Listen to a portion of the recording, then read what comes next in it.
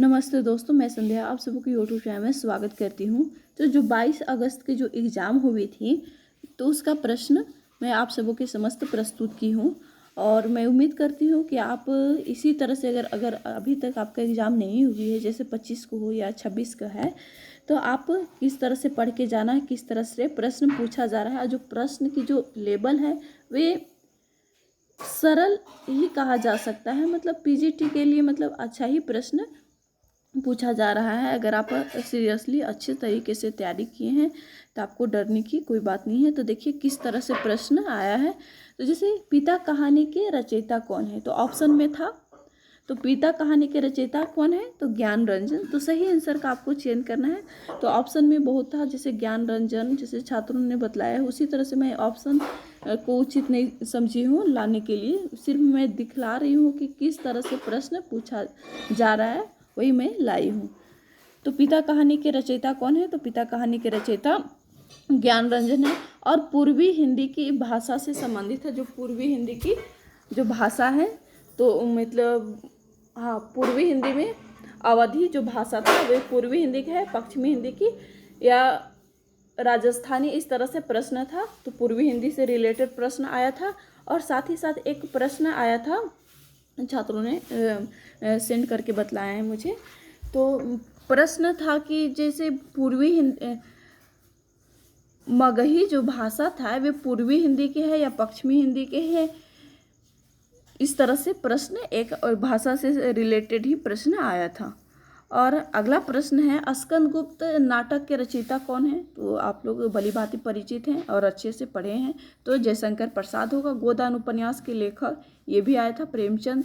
मैलांचल उपन्यास के लेखक, मतलब इस तरह से प्रश्न आया था। आपको अच्छे से ध्यान से देखना है। और हाँ, एक चीज़ इसमें जो चेंज था क्या था कि जैसे उपन्यास, कहानी और नाटक से रिलेटेड जो मिलान करने के लिए आया था, का जो नाटक, उपन्यास और रिलेटेड लगभग 6 से 7 प्रश्न आया हुआ था। और ऐसा था कि मतलब आप अच्छे से उसको गहन चिंतन और अच्छे नए नए राइटर आया हुआ था, मतलब आपको अच्छे से देखना होगा। ये नहीं आप सोचिएगा कि प्रेमचंद से नाटक, उपन्यास से नहीं।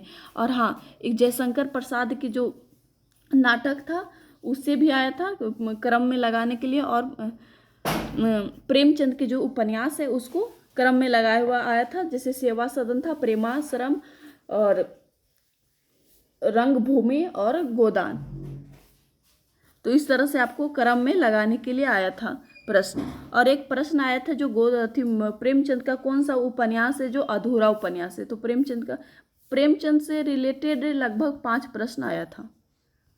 प्रेमचंद से रिलेटेड कितने प्रश्न आया था, लगभग 5 प्रश्न आया था। और जो प्रेमचंद का अधूरा उपन्यास कौन है, तो अधूरा उपन्यास प्रेमचंद का कौन सा है, तो मंगलसूत्र उपन्यास है अधूरा प्रेमचंद का उपन्यास।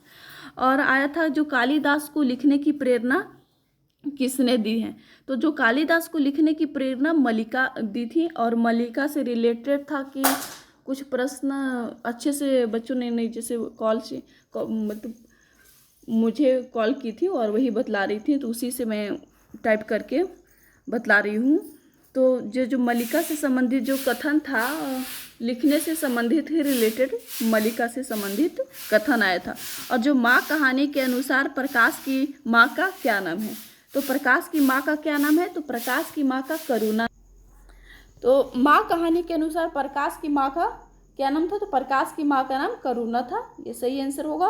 और अगला प्रश्न था ईदगाह कहानी की विषय से, तो ईदगाह कहानी किस पर आधारित है, तो बाल मनोविज्ञान पर आधारित है, ये प्रश्न आया था। और भाषा से संबंधित लगभग राजभाषा से संबंधित 3 प्रश्न आया था। और आया था एक जो राजभाषा के रूप में हिंदी दिवस कब मनाया जाता है या स्टार्ट कब हुआ था, इसी तरह से बोली थी। तो राजभाषा हिंदी दिवस है, सही आंसर होता कि 14 सितंबर 1949, सही आंसर। और अगला प्रश्न है व्याकरण से संबंधित 3 प्रश्न आया था। एक हो व्याकरण से रिलेटेड था, और नाटककार, जिसमें नाटककार से संबंधित भी रिलेटेड था। जैसे हानुस एक कथन था, तो हानुस जो नाटक है वे मैथिली शरण गुप्त का नाटक नहीं है, इस तरह से सुमेलित करने के लिए आए, हाँ सुमेलित नहीं था, मतलब प्रश्न था। और नाटक से भी सुमेलित करने के लिए आया हुआ था, जैसे अंधा युग धर्मवीर भारती का है, इस तरह से ही सुमेलित करने के लिए अच्छा से आया था सिर्फ। और प्रथम उपन्यास जैसे खाली स्थान था, और प्रथम उपन्यास कौन सा है, तो प्रथम उपन्यास माना जाता है परीक्षा गुरु, सही आंसर होता। और भक्ति काल को अन्य नाम, तो भक्ति काल का अन्य नाम किस नाम से, तो पूर्व मध्यकाल। और अपभ्रंश का वाल्मीकि कौन है, इस तरह से भी प्रश्न आया था, एग्जैक्ट क्वेश्चन नहीं है, मतलब अच्छे से उनको याद, तो इस तरह से उन्होंने बताई थी। तो जो अपभ्रंश का वाल्मीकि, तो अपभ्रंश का वाल्मीकि स्वयंभू को कहा जाता है। और आरंभिक काल को आचार्य रामचंद्र शुक्ल ने क्या नाम दिया है, तो जो आरंभिक काल को, जो प्रारंभिक काल था या शायद आरंभिक काल ही होगा, आरंभिक काल को आचार्य रामचंद्र शुक्ल ने क्या नाम दिया है, तो आचार्य रामचंद्र शुक्ल ने वीर गाथा काल नाम दिया है, सही आंसर होता।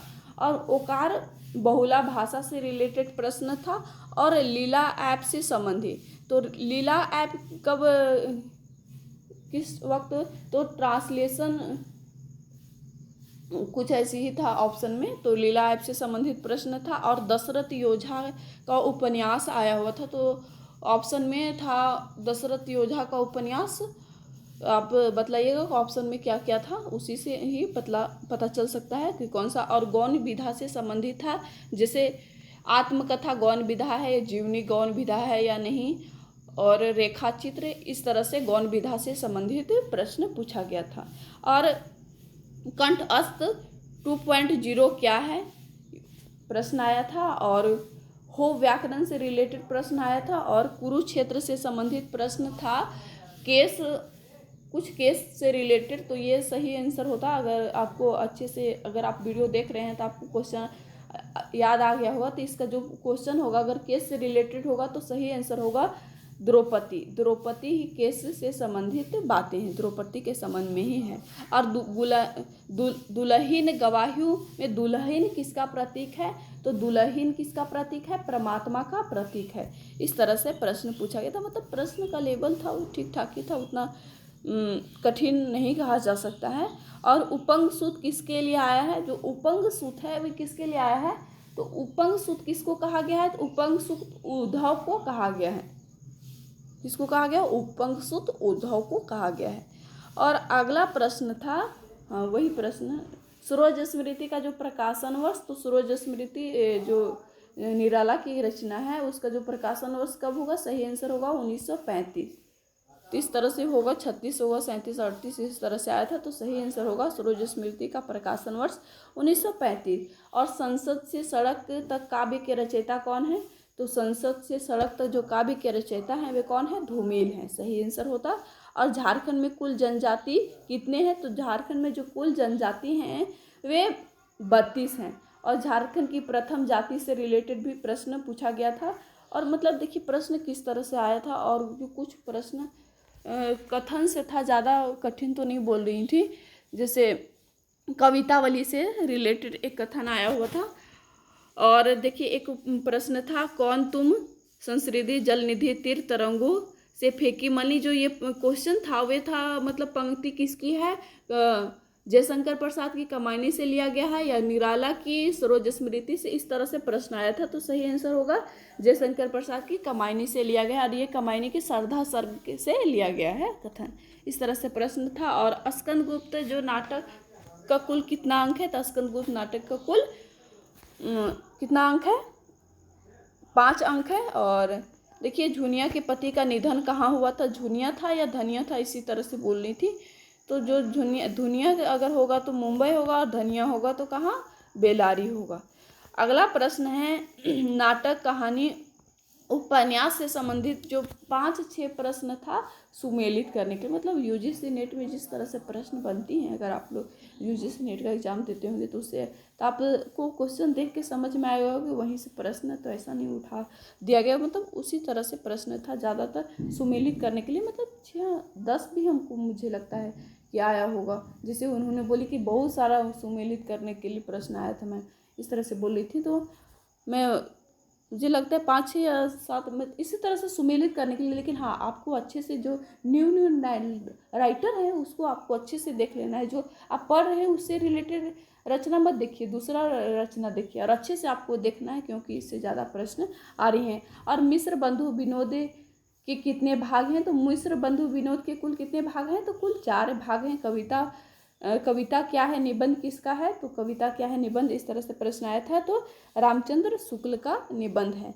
और बोल रही थी एक प्रश्न था ये, हाँ, जिस प्रकार आत्मा की मुक्तावस्था ज्ञान दशा कराती उसी प्रकार खाली स्थान था, तो उसी प्रकार हृदय की होगा यहाँ मुक्तावस्था रस दशा कहलाती, इस तरह से प्रश्न आया था। और श्री कृष्ण गोपियों के पास किसे भेजे थे? तो श्री कृष्ण थे वे गोपियों के पास किसे भेजे थे? तो श्री कृष्ण ने गोपियों के पास उद्धव को भेजे थे, सही आंसर होगा। और कामायनी कैसा काव्य है? तो कामायनी है वे प्रबंध काव्य है, मुक्तक काव्य है, महाकाव्य है, इस तरह से ऑप्शन था। तो कामायनी है वे महाकाव्य है, सही आंसर होगा। जो कुरुक्षेत्र काव्य का कैसा रूप है? तो कुरुक्षेत्र काव्य का कैसा रूप है? तो कुरुक्षेत्र काव्य का विचारात्मक रूप है, इस तरह से प्रश्न आया था। तो मैंने 40 प्रश्न आप सबों के समय मतलब एक दिखा रही हूँ कि किस तरह से प्रश्न आया है। अगर अभी तक आपने एग्जाम नहीं दिया है और दिया है तो मैंने बतलाई कि 40 प्रश्न, अगर आप लोग को और याद है तो बतलाइए और मैं उसका सही आंसर आप सबों को समस्त प्रस्तुत करूँगी। और मैं उम्मीद करती हूँ कि आप सभी का एग्ज़ाम अच्छा गया होगा। और साथ ही साथ अगर आप एग्ज़ाम देने जा रहे हैं तो आप अच्छे से देख लीजिए उतना, जैसे पद, जैसे कहानी से रिलेटेड, जैसे मानसरोवर भाग कुल कितने कहाँ प्रश्न बने थे कुल, उसमें मानसरोवर भाग से कुल 7 नहीं बने थे, कुल 3 प्रश्न बने थे। एक महाकहानी से रिलेटेड एक कथन आया था महाकहानी से संबंधित, और एक ईदगाह कहानी से प्रश्न आया था, और एक और कुछ प्रश्न आया था उन्होंने बतलाई। और इस तरह से प्रश्न बना जा रहा। सरोज स्मृति से भी 2-3 प्रश्न बने थे, और एक प्रश्न था सरोज स्मृति से रिलेटेड, जो सरोज स्मृति जो निराला ने कब लिखी है? तो सरोज स्मृति निराला किसके निधन पर लिखी है? तो पुत्री के निधन पर सरोज स्मृति काव्य लिखे हैं। तो इस तरह से प्रश्न मतलब बहुत ही नॉर्मल प्रश्न आया था। जिस तरह से आपने तैयारी किया था, और मैंने भी अपने चैनल के द्वारा अच्छे अच्छे प्रश्न उत्तर दिए आप सबों के समस्त प्रस्तुत की थी, उससे रिलेटेड ही आया था। आपको घबराने की कोई आवश्यकता नहीं है, और इसी तरह से आप अच्छे से तैयारी करते रहिए और अच्छे से एग्जाम दीजिए। तो आज के लिए इतना ही, और वीडियो देखने के लिए आपको बहुत बहुत धन्यवाद। और हाँ, अगर आपको क्वेश्चन अच्छे से याद है और क्वेश्चन, तो आप मैसेज कर सकते हैं मेरे नंबर पर, व्हाट्सएप नंबर पर, और कमेंट में भी क्वेश्चन सेंड कर सकते हैं। तो आज के लिए इतना ही, और वीडियो देखने के लिए आपको बहुत बहुत धन्यवाद।